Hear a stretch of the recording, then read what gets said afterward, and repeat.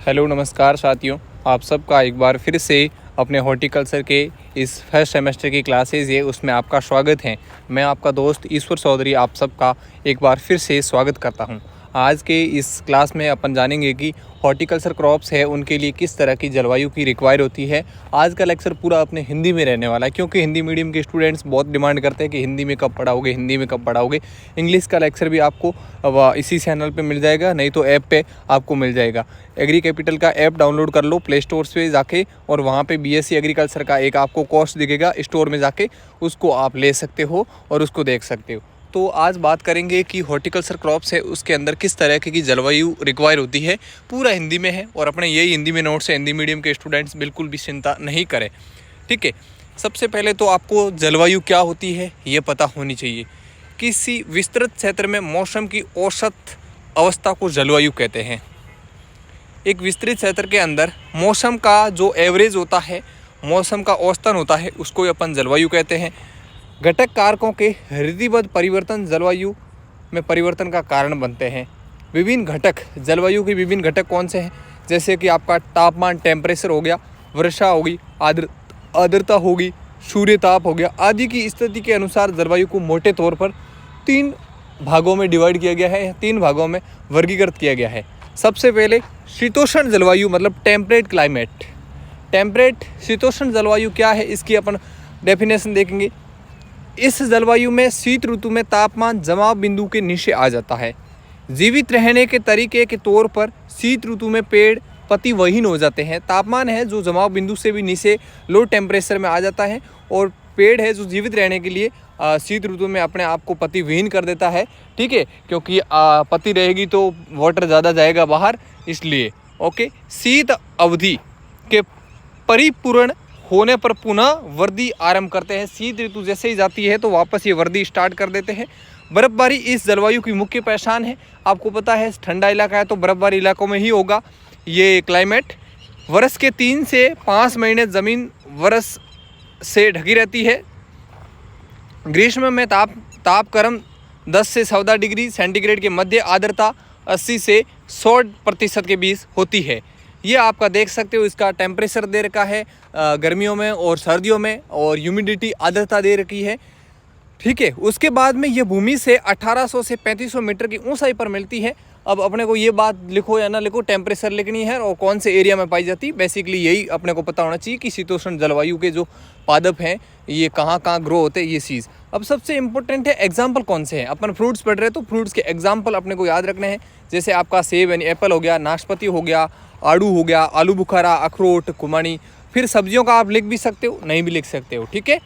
Next अपन बात करेंगे उष्ण कटिबंधीय जलवायु, ट्रॉपिकल क्लाइमेट। ट्रॉपिकल क्लाइमेट क्या है? देखो, इस जलवायु में सर्दी और गर्मी में बहुत अधिक अंतर नहीं देखा जाता है। गर्म और ग्रीष्म तथा मध्यम सर्दी उष्ण कटिबंधीय जलवायु का मुख्य लक्षण है। दिन और रात के तापमान में बहुत अधिक उतार चढ़ाव नहीं देखा जाता है।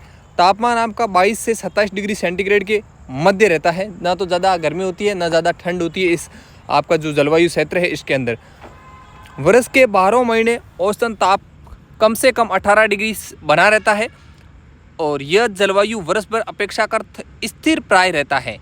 चूँकि सूर्य की ऊष्मा का अधिकांश उपयोग वाष्पोर्जन वर्षा की उत्पत्ति में होता है। उष्ण कटिबंधीय क्षेत्रों में तापक्रम शायद कभी 35 डिग्री से ऊपर पहुंचता है। रात में बादल बनने से ऊष्मा का ह्रास नहीं होता है और तापक्रम 22 डिग्री सेंटीग्रेड से नीचे नहीं गिरता है।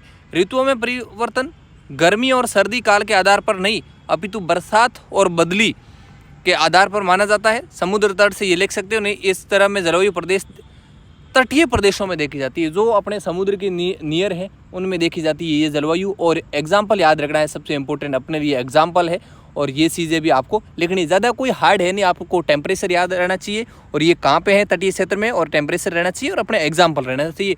मेन आपको ये 3 चीज़ें याद रहनी चाहिए। अब है सब ट्रॉपिकल उपोष्ण कटिबंधीय। उष्ण शुष्क गर्मी तथा ठंडी सर्दी इस जलवायु की, कम ठंडी सर्दी इस जलवायु की मुख्य पहचान है। आपको पता है यहाँ पे गर्मी कम होगी लेकिन शुष्क गर्मी रहेगी और सर्दी कम रहेगी इस जलवायु के अंदर। सर्दी और गर्मी में बहुत अंतर होता है। दिन और रात के तापमान में बहुत अधिक उतार चढ़ाव होता है। ये आप मान सकते हो, जो अपने राजस्थान के आसपास का जो भी एरिया है ये इस तापक्रम के अंदर आता है, क्योंकि इसमें बोला ना दिन और रात के तापक्रम में बहुत ज़्यादा अंतर रहता है। आप इसको देख भी सकते हो ये कहाँ पे रहता है। आर्द्रता भी दे रखी 100% के आसपास रहती है।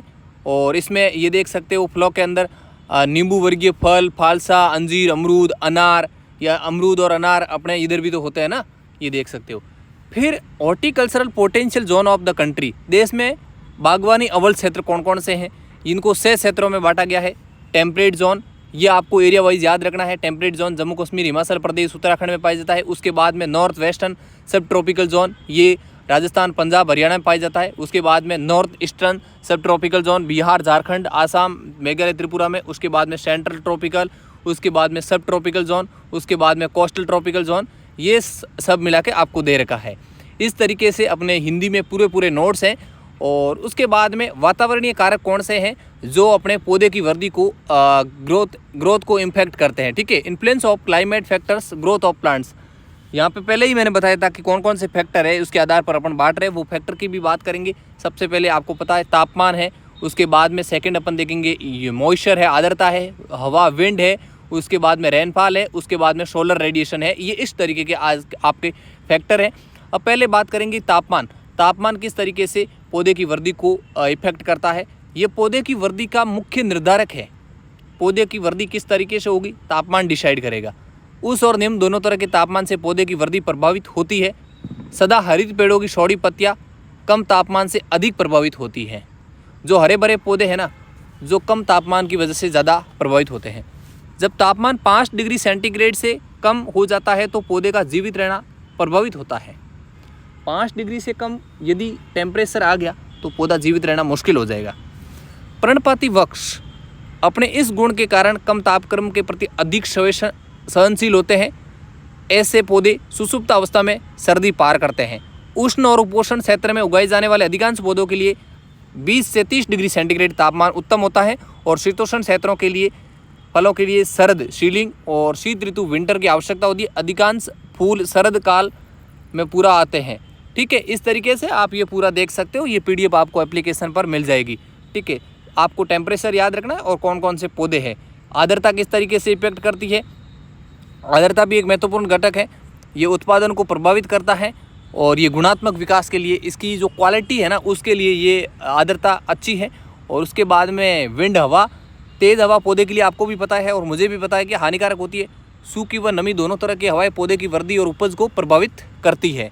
ठीक है, उसके बाद में वर्षा, ज़्यादा वर्षा होगी तो भी हानिकारक है, कम होगी तो भी हानिकारक है। इस तरीके से आपको, और उसके बाद में सोलर रेडिएशन किस तरीके से इफेक्ट करती है। ये पौधे की ऊर्जा का प्राथमिक स्रोत है। ऊर्जा आपको पता है जो भी प्लांट्स को मिलती है वो सूर्य के तापमान से मिलती है। प्रकाश ऊर्जा को रासायनिक ऊर्जा में बदलकर प्रकाश संश्लेषण का निर्माण हेतु सूर्य की ऊर्जा आवश्यकता होती है। ठीक है, उसके बाद में पहाड़ी ढलानों पर दक्षिण दिशा में अवस्थित बगीचे में प्रकाश की उपयुक्त उपलब्धता के कारण अच्छी फलन प्राप्त होती है। पौधे का ऊपरी हिस्सा बाहरी फैलाव ठीक ठाक अच्छी तरीके से होता है। ये अपन ने बात करी थी जलवायु आज हिंदी मीडियम वाले छात्रों के लिए। ये आपको नोट्स है कंप्लीट, अपने एप्लीकेशन पर मिल जाएंगे। इंग्लिश में भी क्लास आपको ऐप के अंदर मिल जाएगी। इंग्लिश मीडियम वाले बिल्कुल भी टेंशन न ले, वहाँ पे वो मैं समझाऊंगा, बाई लैंग्वेज में समझाऊंगा। नेक्स्ट क्लास आपके बीच में बहुत जल्दी आ जाएगी। ये अपना सॉइल वाला मैंने पहले करवा दिया था और जलवायु वाला अभी हो गया है। नेक्स्ट अपन चैप्टर में नेक्स्ट टॉपिक के साथ में मिलेंगे। तब तक के लिए स्वस्थ रहे, मस्त रहे, देखते रहिए एग्री कैपिटल का यूट्यूब चैनल और एप्लीकेशन दोनों। जय हिंद।